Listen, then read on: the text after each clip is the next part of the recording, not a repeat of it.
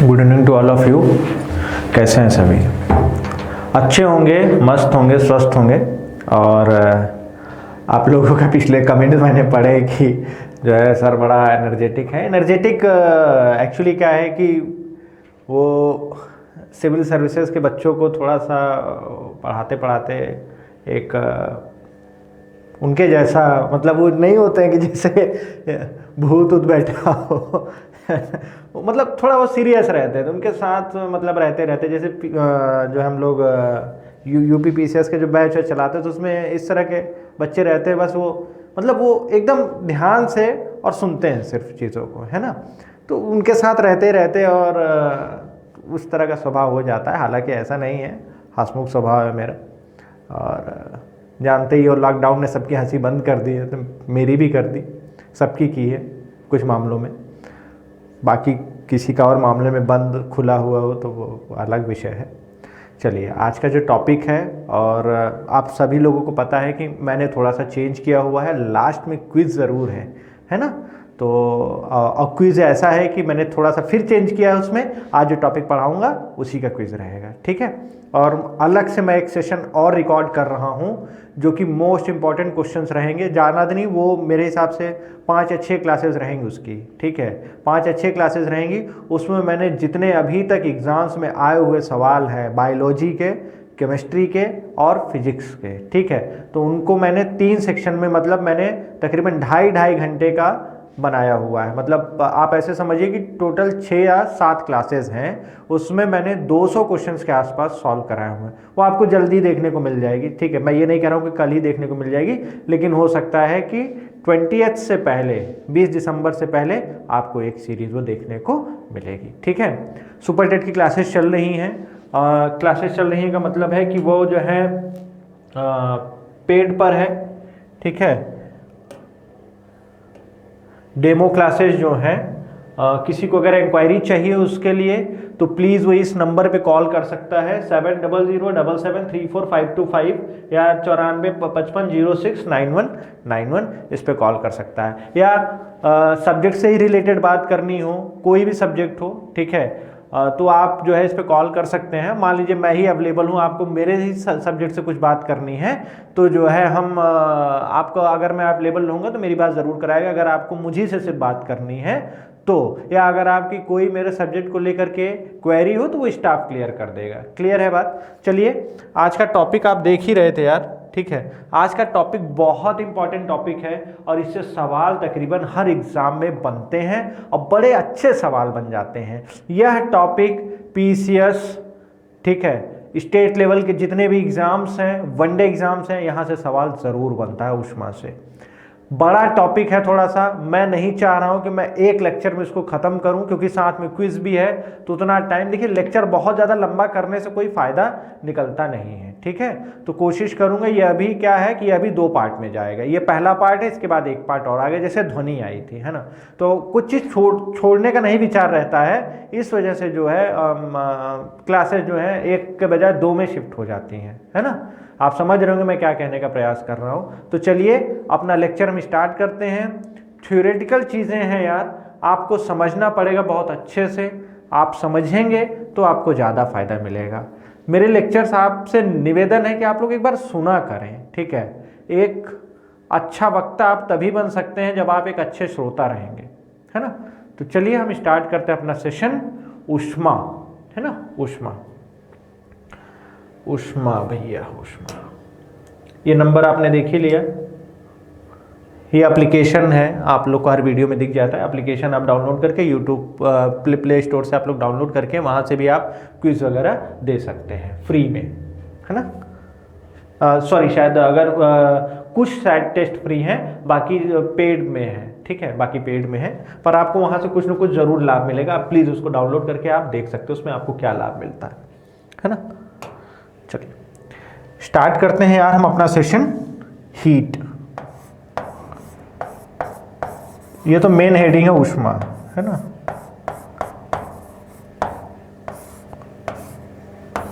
उष्मा, यहां पर एक बात और इस्म करूंगा, टेम्परेचर।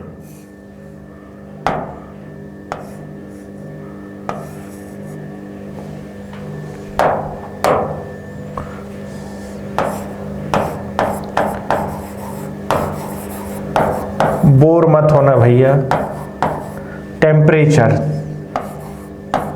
ताप या तापमान, ये दो बातें आपके सामने लिखी हुई हैं मैंने, टेम्परेचर एंड हीट, ऊष्मा। अब इन दोनों में से आपको ये बताना है ऊर्जा कौन है, ऊष्मा कौन है, सॉरी इन दोनों में से एनर्जी कौन है, ऊर्जा कौन है, और इनमें से कौन एनर्जी नहीं है, या दोनों एनर्जी है या दोनों एनर्जी नहीं है ना। तो यहाँ मैं आंसर कर रहा हूँ, आप लोग सुनने आए हैं तो बस आराम से पूरा लेक्चर सुनिए, कोई प्रॉब्लम नहीं आने वाली है, ठीक है। चलिए, ऊष्मा यह एक प्रकार की क्या है, एनर्जी है, क्या है, एनर्जी है, ऊर्जा है।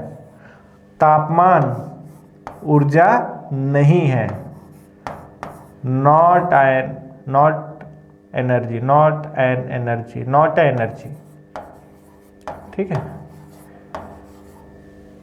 एक ऊष्मा है और एक ऊष्मा नहीं है, और सॉरी एक एनर्जी है एक, ऊर्जा है, और एक क्या है, ऊर्जा नहीं है। एनर्जी का मतलब ऊर्जा। एक सवाल तो यही बन जाती है कि भैया इनमें से कौन ऊर्जा है और कौन ऊर्जा नहीं है। तापमान लग सकता है, हाँ यार ऊर्जा ही है, ये है। अब जरा देखते हैं यह क्या है।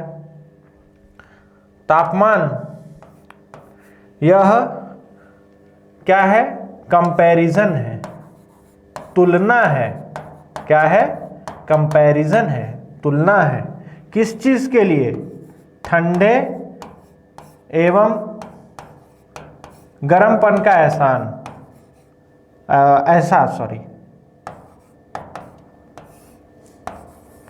एहसास या महसूस कराना। ठंडा एवं गर्मपन का एहसास जो है वह तापमान की वजह से होता है, ठीक है। वह क्या होता है, तापमान की वजह से होता है। अगर बहुत ध्यान से सुनिएगा, ये लेक्चर एक्चुअली थ्योरेटिकल ज़्यादा है, आप इसको समझेंगे तो ये जो है सुनेंगे अगर, तो आप इस चैप्टर को बहुत अच्छे से समझ पाएंगे। नेक्स्ट है, इसमें ज़रा सुनिएगा। कोई वस्तु का ताप, अब कहिए कि मान लीजिए पानी है, तो पानी बर्फ के हिसाब से क्या है, पानी बर्फ के हिसाब से क्या है, गर्म है। लेकिन अगर मैं कहूं चाय के हिसाब से क्या है पानी, तो ठंडा है, नॉर्मल पानी ठंडा है। तो एक वस्तु एक समय पर ठंडी भी हो सकती है, गर्म भी हो सकती है, बस फर्क इतना है कि आप देख कैसे रहे उस चीज को। तो इस वजह से जो है तापमान ठंडेपन एवं गर्मपन का एहसास है, ठीक है। तापमान ठंडा एवं गर्म का एहसास कराता है, ताप आपका। क्लियर है बात। अब आते हैं सबसे पहले ऊष्मा पर। यहाँ पर जो बातें मैं बता रहा हूँ बहुत इंपॉर्टेंट है, थ्योरेटिकल सवाल बन जाती है, इससे थ्योरी वाली सवाल बनती है पीसीएस वगैरह में, या जो लोग सीजीएल वगैरह की तैयारी कर रहे हैं। आजकल चेंज हो रही है सीन, है ना। यह कहाँ से कहाँ, ऊष्मा है, एनर्जी है, तो ये जाहिर सी बात है फ्लो करेगी, चलेगी एक स्थान से दूसरे स्थान तक, ठीक है ना। ऊर्जा जो है वह एक जगह से दूसरी जगह पर यहाँ पे ट्रेवल करेगी, जो कि यहाँ पर ऊष्मा है ना। ऊर्जा जो है, ऊर्जा का रूप जो यहाँ ऊष्मा है, यह क्या काम करेगा, एक जगह से दूसरी जगह तक चलेगा। कहाँ से कहाँ चलता है, हमेशा याद रखिए जो ऊष्मा है यह हाई टेम्परेचर उच्च ताप से, हाई टेम्परेचर से लो टेम्परेचर जाता है, निम्न ताप तक। ऊष्मा जो है वह उच्च ताप से निम्न ताप की ओर बहती है। ऊष्मा जो है वह उच्च ताप से निम्न ताप की ओर बहती है। क्लियर है बात। और पॉइंट जरा देखिए, ऊष्मा, इसकी यूनिट्स जरा देखिए, कैलोरी, जूल। आप और भी चीजें लिख सकते हैं, जैसे अर्ग्स में भी लिखा जा सकता है, ठीक है। और किस में लिख सकते हैं आप, BTU, इसको बोला जाता है ब्रिटिश, यही नाम याद रखिएगा, पूछ लिया जाता है, British thermal unit, British thermal unit. क्या चीजें आपको दिख रही हैं? ठीक है, बहुत अच्छे से दिख रही होंगी। मैं यहाँ क्या बताने का प्रयास आपको कर रहा हूँ, ठीक है ना, बहुत अच्छे से समझ में आ रही होंगी। तो इन चीज़ों को आपको याद रखना चाहिए, इन चीज़ों को बहुत अच्छे से याद रखना चाहिए आपको, ठीक है, बहुत अच्छे से, इनको बहुत अच्छे से याद रखना चाहिए। चलिए कुछ और भी जरा देखते हैं, कुछ और भी इसमें देखते हैं।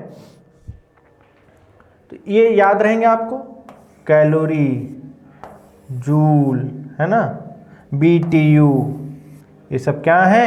ये सब आपके ऊष्मा के मात्रक हैं, ठीक है ना। तो यहाँ अर्ग पर कैलोरी होता है, अर्ग पर कैलोरी होता है, इसको आपको याद रखना चाहिए। ये एग्जाम में पूछे जाते हैं कि भैया यूनिट कौन कौन सी हैं, ठीक है ना, यूनिट कौन कौन सी, तो जूल, कैलोरी, ये। अब यहाँ से एक सवाल जो कई बार बनती है उसको जरा हम देखने का प्रयास करते हैं। एक कैलोरी में कितना जूल, ये पूछा जाता, बहुत से लोगों को याद ही नहीं रहता है। 4.186 जूल, ठीक है। एक कैलोरी में कितना जूल होता है मेरे भाई? एक कैलोरी में कितना जूल होता है? 4.186 जूल। अब आपसे यही पूछ ले, कैलोरी बड़ा है, कैलोरी बड़ी इकाई है कि जूल बड़ी इकाई है? जल्दी से कमेंट सेक्शन में आंसर करके बताइए, कैलोरी बड़ी इकाई है कि जूल बड़ी इकाई है? जल्दी करिए। ठीक है, यहीं से दिख रहा है कि एक कैलोरी में इतना जूल होता है, ठीक है। इसका मतलब कैलोरी जो है वो बड़ी इकाई है, किससे? जूल से, है ना। कैलोरी जो है वह बड़ी इकाई है जूल से, है ना। कैलोरी जो है वो बड़ी इकाई है जूल से। क्या यहां तक सारी बातें समझ? अभी हमने ज्यादा बात नहीं की, मैं आपको केवल अभी कुछ डिफिनीशंस बता रहा हूं, ठीक है, डिफिनीशंस बता रहा हूं। और मैं आपको यार इतना आश्वासन दे रहा हूं, मैंने पहले भी बोला हुआ है कि अगर आप लेक्चर्स मेरे अटेंड कर रहे हैं और अच्छे से कर रहे हैं, ये जो भी यूट्यूब पर आ रही है, ठीक है, उससे आपको, आप देखिएगा, आपको 90% फायदा मिलेगा, ठीक है। अगर आपके एग्जाम में 20 सवाल आ रहे हैं तो 17-18 मिल जाएंगे, ठीक है, अगर आपने बहुत फोकस्ड होकर के लेक्चर्स को सुना है तो। इसलिए मैं ज़्यादा बोलता इस वजह से नहीं इधर उधर की बातें, क्योंकि टाइम वेस्ट करने से अच्छा है बच्चा अगर लेक्चर सुनना है तो वो सुनता ही रहे, उसको सिर्फ और सिर्फ उस समय उसके काम की चीज़ मिलती रहे। तो क्या यहाँ तक सारी बात आप सभी को समझ में आई है जो मैंने यहाँ पर बताने का प्रयास किया है? ठीक है, यहाँ पर मैंने बताने का प्रयास किया। आगे देखिएगा, एक कैलोरी एक क्या होती है, इसको जरा सुनिएगा, बहुत ध्यान से सुनिएगा। मैं यहाँ आपको इतनी इंपॉर्टेंट बातें आज बताने वाला हूँ कि आप ना उसको बहुत अच्छे से जानते होंगे, ना कोई पढ़ाएगा और ना आपने सुना होगा, ठीक है। अगर इन चीज़ों को आप सुन लेते हैं तो मुझे नहीं लगता है कि आपको बहुत ज़्यादा किताबी ज्ञान की ज़रूरत पड़ने वाली। एक कैलोरी क्या है?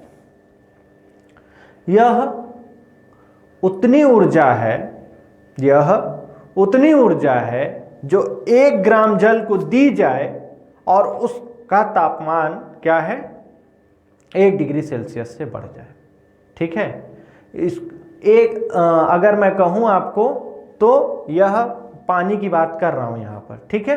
मैं किसकी बात कर रहा हूँ? आपको पानी की बात कर रहा हूँ कि अगर 1 ग्राम जल का, 1 ग्राम वाटर का तापमान आपको 1 डिग्री सेल्सियस से बढ़ाना है, 1 डिग्री सेल्सियस से बढ़ाना है, ठीक है, तो उसको आपको कितनी ऊष्मा देनी पड़ेगी? 1 कैलोरी ऊष्मा देनी पड़ेगी।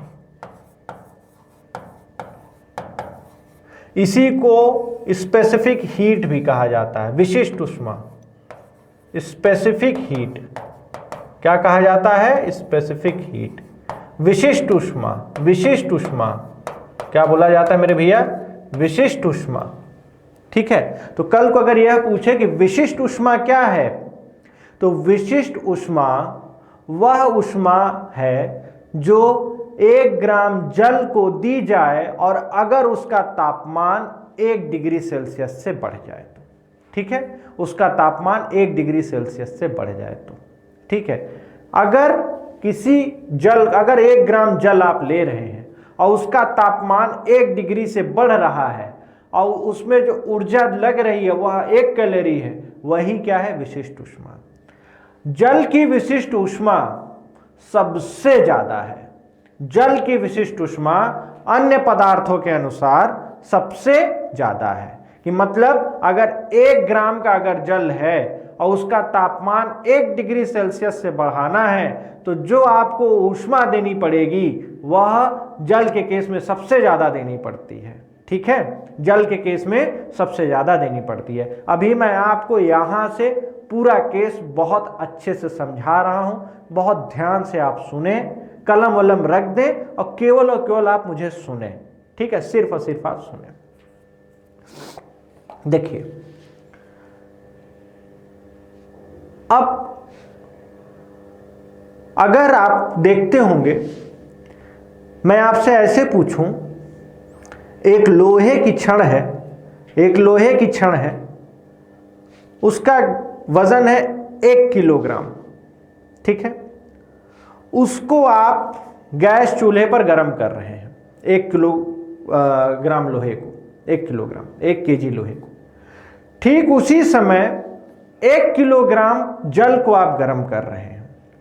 दोनों को सेम टाइम बर्नर ऑन किया, दोनों को 5 मिनट या ऐसे मान लेते हैं कि दोनों को 15 मिनट के लिए गर्म किया। दोनों लोहों को, मतलब दोनों चीजों को, लोहे को भी और उसको भी, और सेम टाइम पे क्या काम किया, गैस बंद कर दी। सेम टाइम पे गैस बंद कर दी। ये बताइए कौन सबसे जल्दी गर्म होगा? पहला सवाल ये है। और दूसरा सवाल मेरे भैया ये है, कौन सबसे जल्दी ठंडा होगा? है ना? क्लियर है सबको? ठीक है, तो ऑप्शन में जरा बताइए, नीचे कमेंट सेक्शन में जरा बताइए कि कौन सबसे पहले गर्म होगा दोनों में से, क्योंकि वजन दोनों का सेम है, दोनों को सेम समय के लिए हम गर्म कर रहे हैं और बर्नर भी दोनों एक जैसे रखे हैं, और फिर सेम टाइम बाद गैस को ऑफ कर दे रहे हैं। कौन सबसे पहले गर्म होगा? तो सबसे पहले गर्म होगा लोहा, है ना? और सबसे पहले ठंडा कौन होगा? लोहा। बहुत से लोगों को इस बात का कंफ्यूजन हो सकता है, ठीक है, लेकिन सबसे पहले गर्म भी होगा कौन? सब उसका तापमान भी ज्यादा रहेगा उस समय। अगर देखें, गैस बंद कर दिया, अब दोनों को देखें, सबसे ज्यादा गर्म कौन रहेगा? तो गर्म रहेगा आपका क्या? लोहा। और सबसे जल्दी ठंडा कौन हो जाएगा? लोहा। क्यों? अब बहुत ध्यान से सुनिए। मैंने आपको भी बताया, पानी की विशिष्ट ऊष्मा सबसे ज्यादा होती है। पानी की विशिष्ट ऊष्मा सबसे ज्यादा होती है। ठीक है, पानी की विशिष्ट ऊष्मा सबसे ज्यादा होती है। कहने का मतलब है कि 1 ग्राम पानी को गर्म होने के लिए जो ऊष्मा चाहिए, वह 1 ग्राम लोहे को जो गर्म करने के लिए ऊष्मा चाहिए, पानी के केस में काफी ज्यादा चाहिए लोहे के हिसाब से। लोहे को बहुत थोड़ी सी ऊष्मा चाहिए, 1 ग्राम लोहे को मान लीजिए, और वो अपना तापमान 1 डिग्री से तुरंत बढ़ा लेगा। लेकिन पानी के केस में ऐसा नहीं है। पानी के केस में क्या हो रहा है कि आप जो है उसको गर्म करने पे आ जाएंगे, तो 1 ग्राम 1 डिग्री सेल्सियस बढ़ने के लिए जो उसको ऊष्मा चाहिए, और जो लोहे को 1 डिग्री से बढ़ाने के लिए उसका तापमान जो ऊष्मा चाहिए, पानी के केस में वो बहुत ज्यादा होगा और लोहे के केस में वह कम होगा।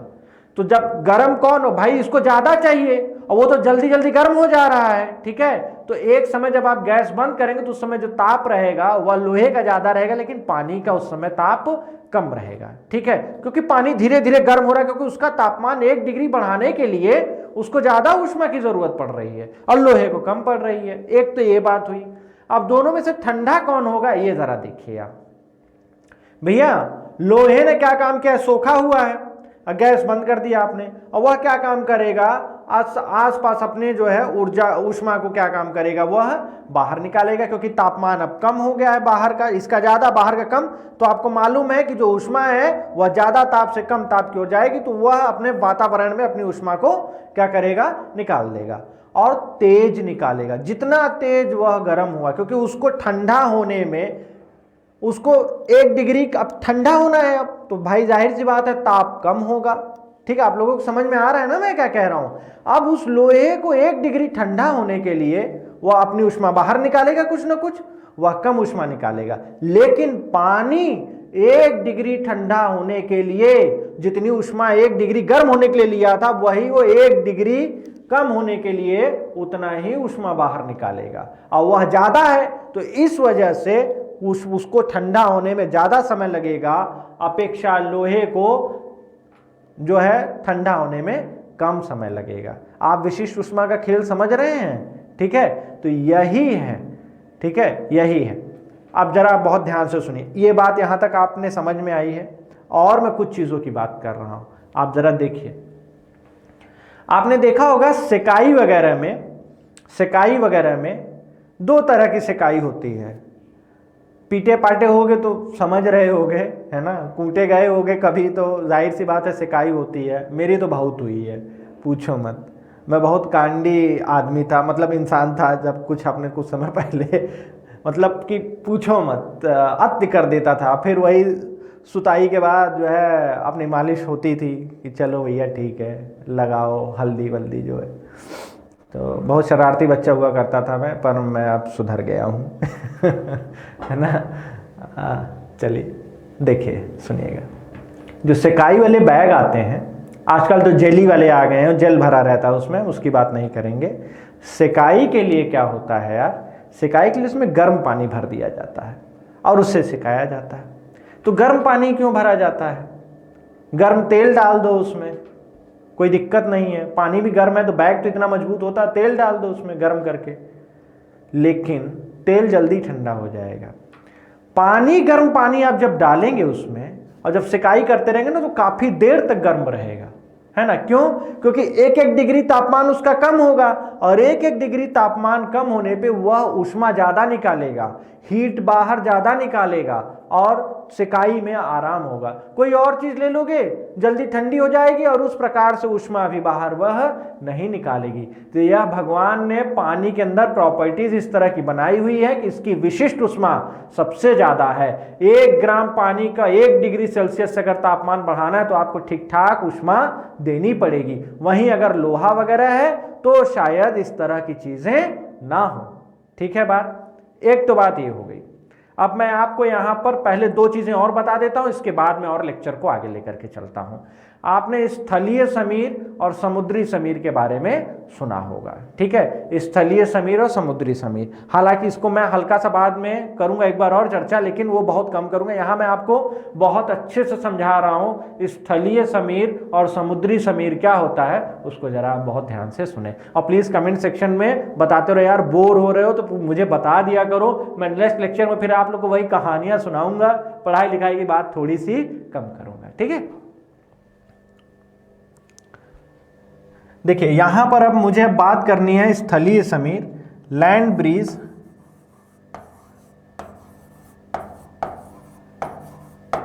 और समुद्री समीर, सी ब्रीज।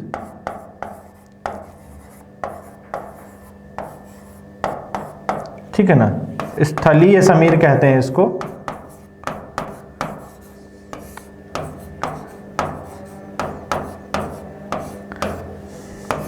और इसको कहते हैं समुद्री समीर, है ना।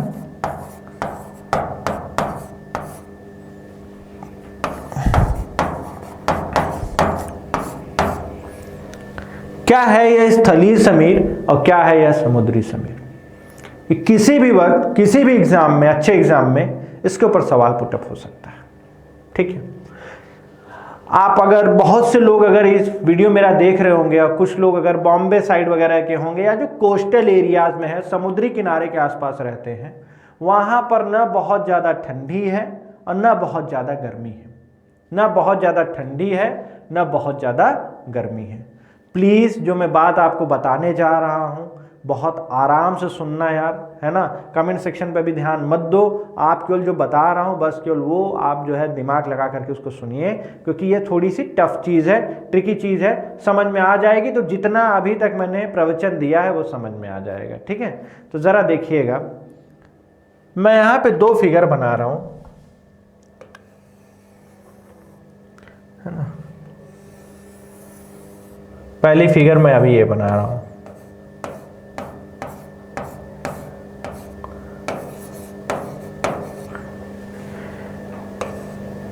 ये मैं बीच किनारे बैठा हुआ हूँ बड़े आराम से, है ना। ठीक है, ये मैं ही हूँ, पेड़ वेड़ बना देता हूँ एक आध ठो, है ना। इधर मछली रानी भी अपनी बना देता हूँ, घूम रही है, टहल रही है। ये मैंने एक फिगर बनाई हुई है। अब मैं सबसे पहले आपसे स्थलीय समीर की बात करता हूं।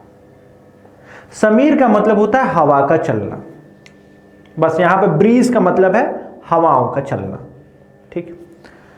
दिन के समय सूरज देवता उगे, दिन के समय ये रेत है, यहां पर समुद्र के किनारे हम बैठे हैं, ये सैंड है और ये सी है, मतलब पानी है। क्या है यह? पानी है। और यह क्या है? आपका बालू। अब जरा देखिए, दिन के समय की बात कर रहा हूं। दिन के समय सूरज देवता चढ़ गए, अब जो है तापमान बढ़ने लगा। यहां रेत है, यहां रेत है और ये रहा पानी। कौन सबसे पहले गर्म होगा, रेत या पानी? मान लीजिए 9 बजे से लेकर के दोपहर के 3 बजे तक कौन सबसे ज्यादा गर्म रहेगा? यह रेत गर्म रहेगी कि पानी? जाहिर सी बात है आपके दिमाग में आ रहा है रेत, जो कि सही है। तो रेत पानी की अपेक्षा जल्दी गर्म हो जाएगी, क्योंकि उसको अपना 1 डिग्री तापमान बढ़ाने के लिए जो ऊष्मा की आवश्यकता है वह कम है। लेकिन पानी को 1 डिग्री तापमान अपना बढ़ाने के लिए काफी ऊष्मा चाहिए, तो यह क्या करेगा? धीरे धीरे गर्म होगा, धीरे धीरे गर्म होगा, ठीक है। तो दिन के समय यह रेत ज्यादा गर्म है पानी की अपेक्षा, ठीक है। अब जब यह रेत ज्यादा गर्म है तो यहां की जो हवाएं हैं जो कि इस रेत के संपर्क में है, वह क्या काम करेंगी? वह गर्म होकर के हल्की हो जाएंगी और ऊपर उठ जाएंगी। तो यहां से जो हवाएं हैं, जो एयर है, वह हीट पा करके, गर्मी पा करके हल्की हो जाएगी और यह क्या करेगी? यह ऊपर उठ जाएगी। हल्की होकर के हवाएं आपको मालूम है ऊपर उठ जाती हैं, तो ये एयर है जो कि ऊपर उठ जा रही है, ठीक है। अब ये बताइए, जब यहां की हवा हल्की होकर के ऊपर उठ गई तो यहां की जगह जो खाली हो गई, उसको, उस खाली जगह को भरने के लिए हवाएं किधर से चलेंगी? समुद्र की तरफ से चलेंगी, ठीक है। किधर से चलेंगी? समुद्र की तरफ से चलेंगी। और समुद्र ठहरा भैया क्या? समुद्र ठहरा आपका क्या? समुद्र इसके हिसाब से ठंडा ठहरा। तो जो ये हवाएं आएंगी इधर से, वह कैसी आएंगी? वह आएंगी ठंडी हवाएं, ठीक है। थोड़ा उनका तापमान कम रहेगा, समझ रहे? जो इधर से जगह भरने के लिए आएंगी ये हवाएं, वो यहाँ क्या आएंगी? वह ठंडी हवाएं आएंगी, कूल एयर आएगी। तो इसको कहा जाता है क्या? इसको कहा जाता है सी ब्रीज। समुद्र की तरफ से हवाएं आई तो इसको क्या कहा गया? सी ब्रीज कहा गया। पूरा कॉन्सेप्ट आप समझ गए, ठीक है। ये 3 बजे तक हुआ, ठीक है। अब बहुत ध्यान से समझिएगा आप, अब बहुत ध्यान से समझिए। नेक्स्ट फोटो बना देता हूं यहीं पर वैसा ही। ये मछलियां वहीं है, घूम रही है बेचारी, मुझे पसंद कर ली है, मैं भी यहीं बैठा हूं, मुझे बड़ा अच्छा लग रहा है। समुद्र का किनारा किसको अच्छा नहीं लगता मेरे भाई, ठीक है। अकेले शांति चाहिए होती है, बहुत भाग दौड़ हो गया है जीवन में, पता नहीं जी रहे हैं कि काट रहे हैं, समझ नहीं आ रहा है ना। तो ये एक, अब मैं 3 बजे की बात कर रहा हूँ, 3 PM से बात कर रहे हैं, 3 PM से लेकर के मैं 9 PM तक की रात की बात कर रहा हूँ, मान लीजिए, ठीक है, ठीक है ना। चले अब जरा देखिएगा, तो अब क्या होगा? शाम के 3 बजे के बाद दिन भर बालू गर्म हो गई थी, हवाएं इधर को चल रही थी, आपने देखा था। 3 बजे के बाद यह बालू क्या होगी? शाम का वक्त हो गया, सूरज दादा क्या हो गए? आपके ढलने लगे। अब सूरज दादा तो ढल गए, अब बचा क्या है? बचा है आपका सैंड जो है, बालू जो है वह गर्म है। बालू जो है वह आपकी क्या है? वह गर्म है। अब बालू जब गर्म है तो बालू अब क्या हो गई? अब धीरे धीरे क्या हो जाएगी? बालू क्या हो जाएगी? अब धीरे धीरे क्या हो जाएगी? अब आपकी ठंडी होने लगेगी। बालू जो है आपकी धीरे धीरे ठंडी होने लगेगी। लेकिन जो पानी है वो तो पूरा अब क्या हो गया है कि दोपहर तक उसने कुछ तापमान तो पा लिया है। अब वो अब इन दोनों में कौन जल्दी अब ठंडा होगा? बालू ज्यादा ठंडी हो जाएगी, लेकिन उस हिसाब से पानी यह क्या रहेगा, उसके हिसाब से तो गर्म ही रहेगा ना। ठीक है, 5 बजे शाम की बात करें, ये तो ठंडा होने लगा, लेकिन पानी क्या है, पानी आपको मालूम है 1 डिग्री ठंडा होने के लिए ज्यादा ऊष्मा निकालेगा, जिस तरह लिया था उतना गर्म होने के लिए उतना ही ठंडा होने के लिए भी निकालेगा ना बाहर। तो जब निकालेगा तो यहां से जो है इसके हिसाब से यह क्या हुआ, यह गर्म है पानी, और तो यहाँ के जो आसपास की हवाएं हैं यह गर्म होकर के क्या होंगी, क्योंकि यह गर्म है उसके हिसाब से, तो यहाँ की हवाएं गर्म होकर के ऊपर उठने लगेंगी। और जब ये ऊपर उठेंगी तो यहाँ की जो जगह खाली है इसको भरने के लिए किधर से हवाएं आएंगी, इधर से आएंगी, रेत की तरफ से। और रेत पानी के हिसाब से है ठंडी इस समय शाम के वक्त, तो यह जो आएंगी यह कूल एयर आएगी, ठंडी हवाएं फिर चलेंगी। ठीक है, ठंडी हवाएं फिर चलेंगी। तो देखिए दिन में भी ठंडी हवा जा रही है, शाम को भी ठंडी हवा चल रही है। इस वजह से इसको क्या बोला जा रहा है, किधर से हवाएं आ रही हैं, लैंड की तरफ से आ रही हैं, तो स्थल की तरफ से आ रही है, जिसको लैंड ब्रीज कहा जाता है। क्या बोला जाता है, लैंड ब्रीज कहा जाता है। ठीक है, इसको क्या बोला जाता है, लैंड ब्रीज कहा जाता है। ये जनरली कॉन्सेप्ट आपको समझाएगा नहीं कोई, है ना, ये मैं आपको समझा रहा हूं पूरी चीज, बहुत अच्छे से समझिएगा। ठीक है, बहुत बुद्धिजीवियों को बोर लग रहा होगा मुझे मालूम है, क्योंकि उनको वो फैक्ट चाहिए। ठीक है ना, ये लो चावल, ये लो दाल, इस तरह से वो खाते हैं, है ना। आपको क्या चाहिए कि सब परोसा हुआ है, आप उसको पहले समझिए, एक सिस्टमेटिक ढंग से चीज़ों को लिया जाता है ना। तो ये चीज़ हो गई। तो क्या स्थलीय समीर और समुद्री समीर आपको समझ में आया? इसीलिए जो कोस्टल एरियाज होते हैं आपके, जो समुद्री क्षेत्र होते हैं, वहाँ का तापमान एक नियत बना रहता है। ठीक है ना, एक कांस्टेंट टाइप, ना बहुत ज़्यादा वहाँ गर्मी पड़ेगी ना बहुत ज़्यादा आपको ठंडी पड़ती है। ठीक है, अंदर आएंगे तो भाई वहाँ से चीज़ें सीन्स चेंज हो जाते हैं। Are you fine with this, clear? चलिए, तो मुझे जहाँ तक लग रहा है कि सबको समझ में आया होगा जो भी मैंने अभी तक आपको प्रवचन पूरा बांटा है। ठीक है ना, चलिए, तो ये बात हो गई। अब जरा भैया आगे देखते हैं। नेक्स्ट टॉपिक इसमें आता है, बड़ा है, मैं एक भी चीज छोड़ूंगा नहीं इसमें, ऊष्मीय प्रसार।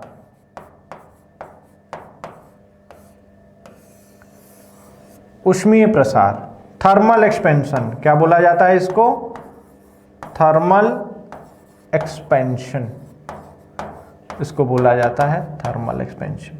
देखिए कुछ चीजें लिखाई नहीं जा पाती हैं, उनको सिर्फ समझाया जा सकता है। अब स्थलीय समीर, समुद्री समीर, ये लिखाने में आप समझ रहे हैं, आप लिख तो लोगे, कोई मतलब का थोड़ी निकलेगा जब तक आप उस चीज को समझोगे नहीं, है ना।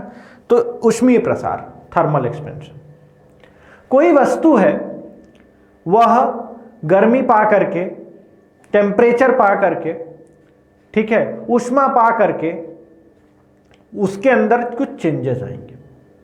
ठीक है, या तो उसकी लंबाई बढ़ जाए, या तो उसकी लंबाई चौड़ाई दोनों बढ़ जाए, या तो उसकी लंबाई चौड़ाई और ऊंचाई तीनों बढ़ जाए। ठीक है, तो ऊष्मीय प्रसार 3 तरह का होता है। ठीक है ना, ऊष्मीय प्रसार 3 प्रकार का होता है। मैं ऊष्मा का संचालन नहीं कह रहा हूं, ऊष्मा का चालन नहीं कह रहा हूं, ऊष्मा किस तरह से चलती है। मैं कह रहा हूं कि ऊष्मा अगर किसी चीज को आप दे रहे हैं तो वह किस तरह से उसके बॉडी में चेंजेस आ सकते हैं, मैं इसकी बात कर रहा हूं। तो इसको प्रसार कह रहे हैं, एक्सपेंशन कह रहे हैं। ठीक है, तो यह 3 तरह का होता है। ठीक है,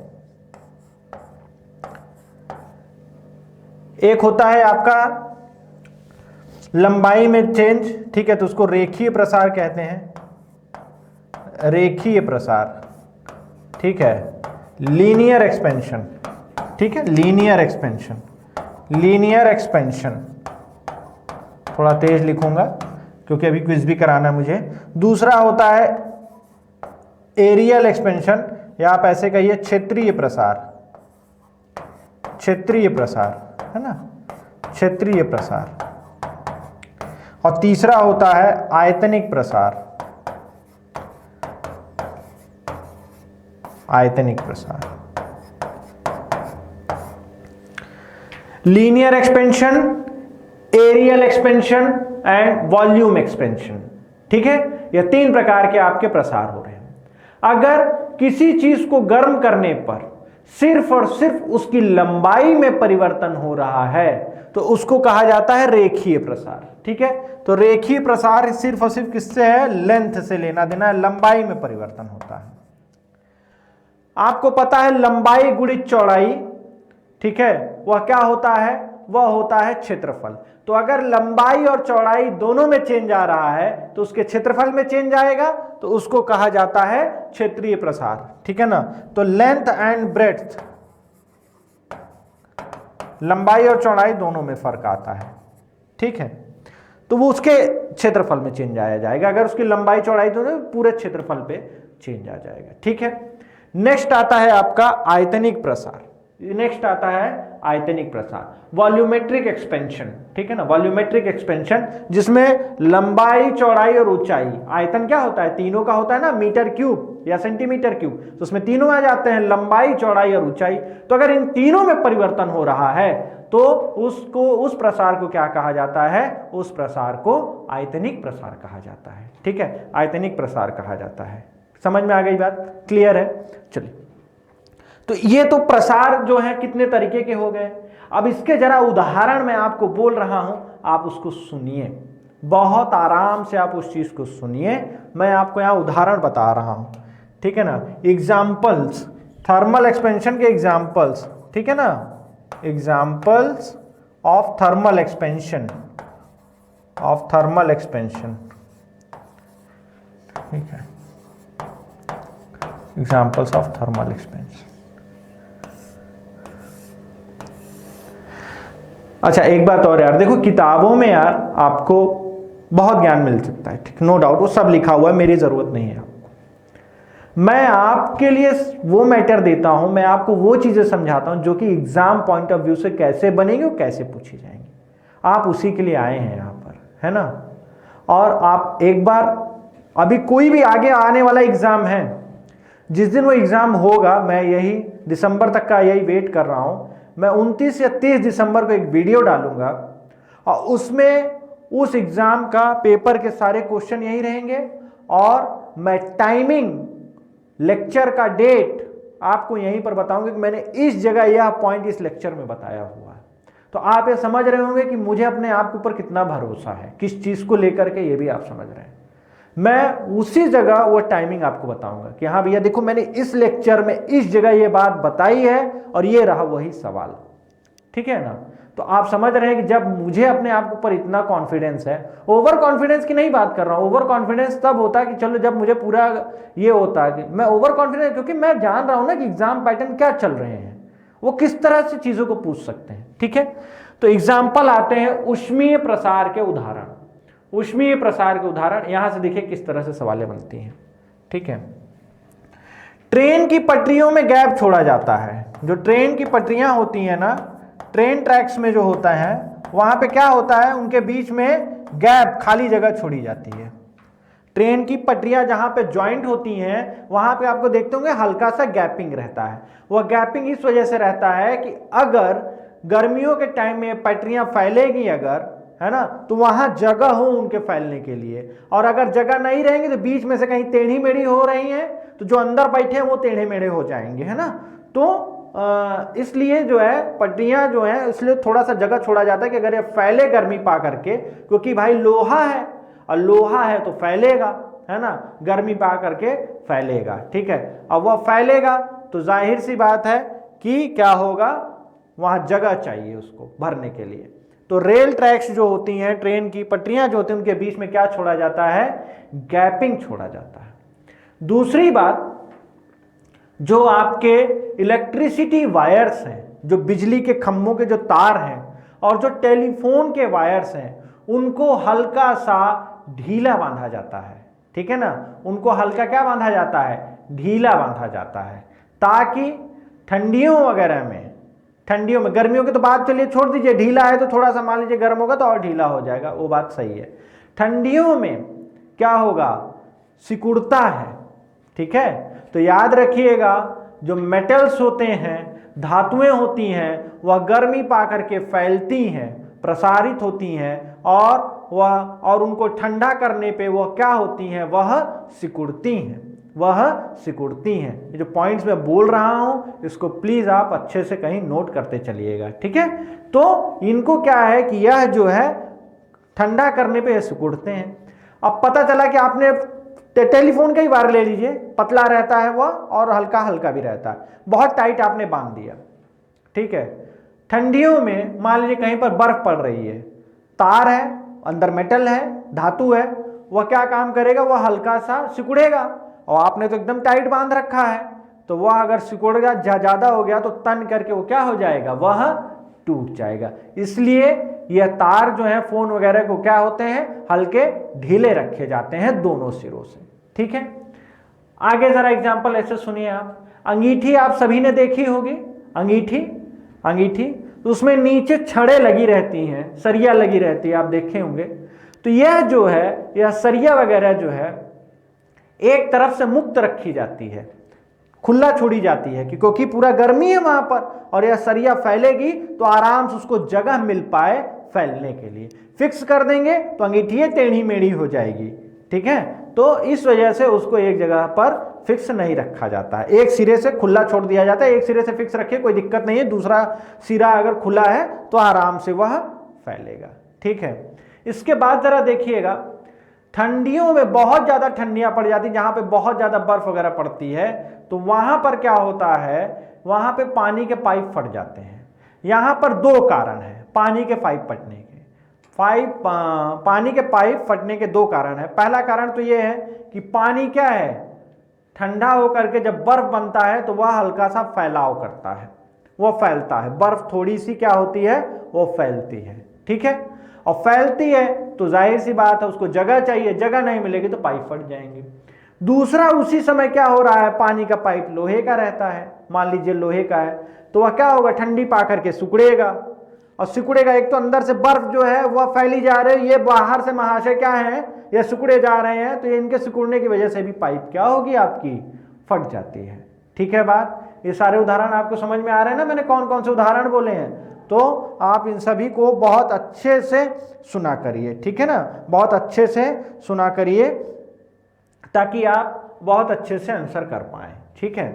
और एक दो एग्जांपल ऐसे सुनिए, अगर आप कांच में गर्म पानी डाल देते हैं, काफी गर्म पानी, कांच चिटक जाएगा, ठीक है ना, क्यों, क्योंकि वो क्या काम करेगा, एक्सपेंशन होने का प्रयास करेगा और वह कांच जो है आपका टूट जाएगा, ठीक है। जो आपके ब्रिजेस बनाए जाते हैं बड़े बड़े, ठीक है, जो ब्रिज बनाए जाते हैं वह क्या बनाए जाते हैं, उनके जो रेलिंग्स लगी रहती हैं, ठीक है, या जो उनके गर्डर लगे रहते हैं, उनको हल्का सा क्या गैपिंग छोड़ी जाती है कि भैया गर्म अगर हो तापमान, गर्मियों के मौसम में अगर ये फैले थोड़ा बहुत भाई, क्योंकि लोहे लगाए जाते हैं तो मेटल्स लगाए जाते हैं, तो फैले तो पुल में कोई भी डिफॉर्मेशन ना आए, ठीक है बात। क्या आप सभी लोगों को यह सारी बातें समझ में आ रही हैं जो मैंने अभी तक बोला है, ठीक है। अच्छा, एक दो पॉइंट मैंने सरल लोलक के आपको पहले भी बता रखे हैं कि किस तरह से जो है सरल लोलक की लंबाई बढ़ जाती है गर्मियों में और ठंडियों में लंबाई कम हो जाती है, तो उसके समय अंतराल पे क्या फर्क पड़ेगा, लंबाई बढ़ गई 2 पाई रूट में L/G होता है तो समय अंतराल बढ़ गया, तो गर्मियों में वो घड़ी क्या हो जाएगी, लेट हो जाएगी, और सर्दियों में वह घड़ी क्या हो जाएगी, फास्ट हो जाएगी। सरल लोलक सिंपल पेंडुलम वाली जो घड़ी आती है वह गर्मियों में फास्ट हो स्लो हो जाएगी, क्योंकि उसकी लंबाई बढ़ गई, और लंबाई बढ़ने की वजह से आवर्तकाल बढ़ गया, समय बढ़ गया, इस वजह से वो घड़ी लेट हो जाएगी। दूसरा पॉइंट ये है कि अगर वह जो है ठंडियों में बात करें तो लंबाई सिकुड़ गया, वो जी पे अगर कोई फर्क नहीं पड़ रहा है तो, और लंबाई कम हो गई तो समय अंतराल कम हो गया, तो घड़ी जो है हल्की फास्ट हो जाएगी, ठीक है।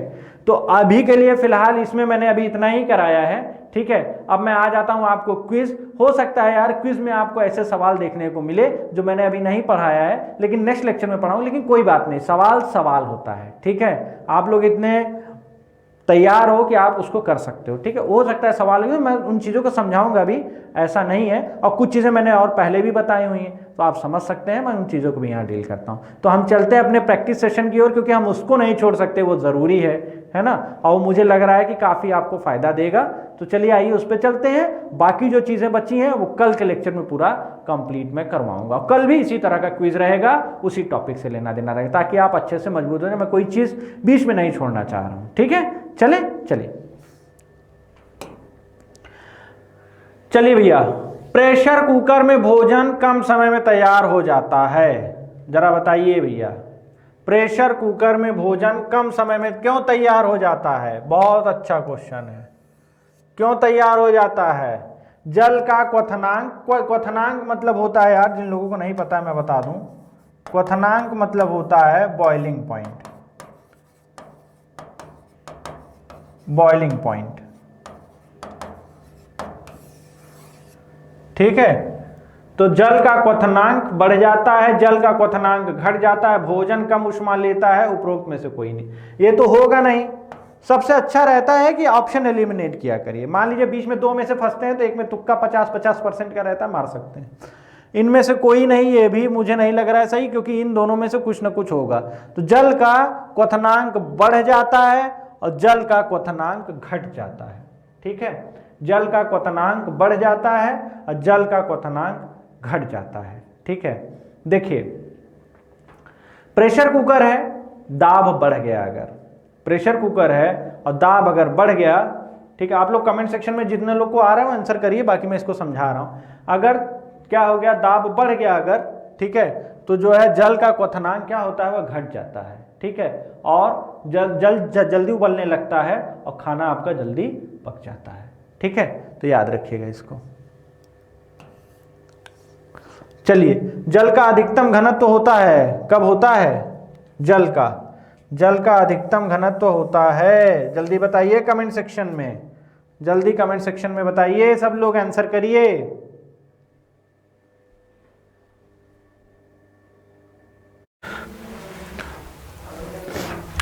यार इसमें एक क्वेश्चन आप सही कर लेना यार, ये वाला देखिए, प्रेशर कुकर में जो है भोजन कम समय में इस वजह से पक जाता है क्योंकि क्वथनांक घटता नहीं है, बढ़ जाता है इस वजह से। ठीक है, मैंने यहाँ सही कर दिया है थोड़ा सा। ठीक है, जल का जो है क्वथनांक जो है वह क्या होता है, वह बढ़ जाता है, और जो आपके भोजन अंदर जो दाने पड़े रहते हैं वह ज़्यादा ऊष्मा पा करके जल्दी पक जाते हैं। ठीक है बात। चलिए नेक्स्ट सवाल देखिए, जल का अधिकतम घनत्व होता है, आपको पता है, ठीक है, मैंने नहीं अभी बताया है, 4 डिग्री सेल्सियस पर होता है, और 0 डिग्री सेल्सियस बराबर क्या होता है, 273 केल्विन, है ना। तो केल्विन मगर निकालना है तो इसमें +4 और जोड़ दीजिए, तो कितना हो जाएगा, 277 केल्विन। तो जो दूसरे का उत्तर हो जाएगा मेरे भैया, वो क्या हो जाएगा, 277 केल्विन। आप समझ रहे होंगे क्या है इसका कारण, ठीक है ना। चलिए इसको जरा देखिएगा आप लोग, ठीक है, इसको जरा देखिएगा क्या है सवाल, जरा देखिए, देखिए हल करिए सब लोग जल्दी जल्दी। वो टिक पुराने वाले का लगा रहता है, बोर्ड नहीं मिट पाया था। ठीक है, देखिए कितना तापमान होने पर सेल्सियस और फ़ारेनहाइट एक हो जाएंगे। तो आपको पता है C/5 = F-32/9, F-32/9 ये होता है, आप सभी को पता है। ठीक है, आप सभी को पता है F-32/9। अब यहाँ पे जब F की जगह C रख दीजिए, क्योंकि इक्वल बोल रहा है होने को, तो C - 32/9। तो यहाँ से जब C निकालेंगे ना यार, C निकालेंगे तो -40 डिग्री आता है, आप लोगों को बहुत अच्छे से पता भी होगा। ठीक है, और ये ज़रा देखिए, निम्नलिखित में से किस जगह पर पानी का क्वथनांक उच्चतम होता है? देखिए क्वथनांक पानी का दाब बढ़ाने के साथ बढ़ता है एवं दाब घटाने के साथ घटता है। दाब बढ़ाने के साथ बढ़ता है एवं घटाने के साथ घटता है। तो अगर आप देख रहे हैं तो डेल्टा कोई मतलब नहीं है, डेल्टा से क्या लेना देना है यार अपने को, है ना, डेल्टा से क्या लेना देना है। ठीक है, डेल्टा से कोई मतलब नहीं है। ऊपर जाने पर, माउंट एवरेस्ट की बात कर रहा है, ऊपर जाने पर आपको पता है कि दाब घट रहा होता है। तो दाब जब घटता है, ठीक है, तो क्वथनांक क्या होगा, घटेगा। पर यहाँ हमसे पूछ रहा है सबसे उच्चतम होगा, तो उच्चतम कहाँ होगा, मृत सागर होगा। पानी में जैसे जैसे नीचे चलते चले जाएंगे वैसे वैसे दाब बढ़ता जाएगा एवं क्वथनांक जो है बढ़ता जाएगा। Fine to all of you, clear है। चलिए नेक्स्ट सवालों पर आते हैं जरा, ठीक है। चलिए जल्दी से बताइए क्या है, ठीक है। जलवाष्प में भंडारित ऊष्मा है, जलवाष्प में भंडारित ऊष्मा है, कौन सी ऊष्मा होती है, विशिष्ट ऊष्मा, निरपेक्ष ऊष्मा, आपेक्षित ऊष्मा, गुप्त ऊष्मा। आपको पता है जल वाष्प वगैरह में गुप्त ऊष्मा होती है, इसको अंग्रेजी में क्या बोला जाता है, लेटेंट हीट बोला जाता है, ठीक है। यह छुपी हुई ऊष्मा रहती है। जैसे भाप, आप देखेंगे ढक्कन खोलेंगे जल जाएगा हाथ, इतना तेज रहता है, उस भाप में छुपी रहती है गुप्त ऊष्मा, ठीक है। तो ये याद रखिएगा, ये जरूरी है कि जल वाष्प में किसकी मात्रा रहती है, कौन सी ऊष्मा रहती है, गुप्त ऊष्मा रहती है, जिसको आप लेटेंट हीट कहते हैं। क्या बोलते हैं, लेटेंट हीट, ठीक है। जब गर्म पानी को अपेक्षाकृत अधिक तप्त गिलास के ऊपर छिड़काव जाता है तो वह टूट जाता है। इसका क्या कारण है, क्योंकि जो ग्लास के मॉलिक्यूल्स वो अचानक से क्या हो जाते हैं, संकुचित हो जाते हैं। इस वजह से क्या हो रहा है, यह टूट जा रहा है, ठीक है। क्या होगा इसका आंसर, सेकेंड पार्ट। क्लियर है, ठीक है। आज 10 ही क्वेश्चन की सीरीज ले रहे हैं आप, ठीक है। कल नेक्स्ट क्लास में लेकिन ज्यादा क्वेश्चंस की सीरीज रहेगी, तो आप लोग प्लीज इस वीडियो को शेयर कर दीजिए और जल्दी जल्दी आंसर आप दीजिए, है ना।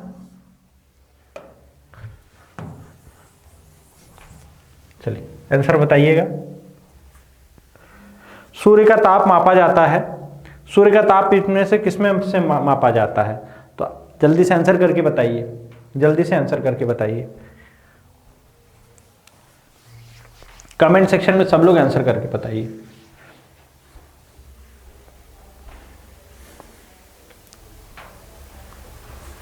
देखिए किससे नापा जाता है, पायरोमीटर। जो रेडिएशन एनर्जी रहती है उसका अगर आपको टेम्परेचर मापना है तो पायरोमीटर का इस्तेमाल किया जाता है, ठीक है। मैं नेक्स्ट क्लास में आपको इसके बारे में और चीजें बताऊंगा, लेकिन फिलहाल के लिए अगर इसका आंसर हम करने का प्रयास करें तो पायरोमीटर है, ठीक है, पायरोमीटर।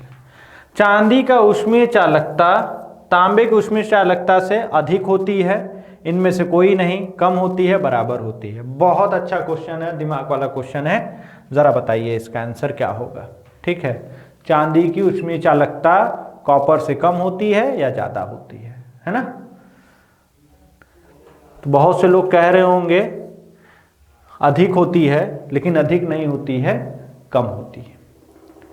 चांदी की विद्युत चालकता तांबे से ज्यादा होती है, लेकिन चांदी की ऊष्मीय चालकता कॉपर से कम होती है, ठीक है। कॉपर की रॉड्स वगैरह हीटर वगैरह में इस्तेमाल की जाती है, जो बड़े हीटर्स वगैरह रहते हैं, ठीक है बात।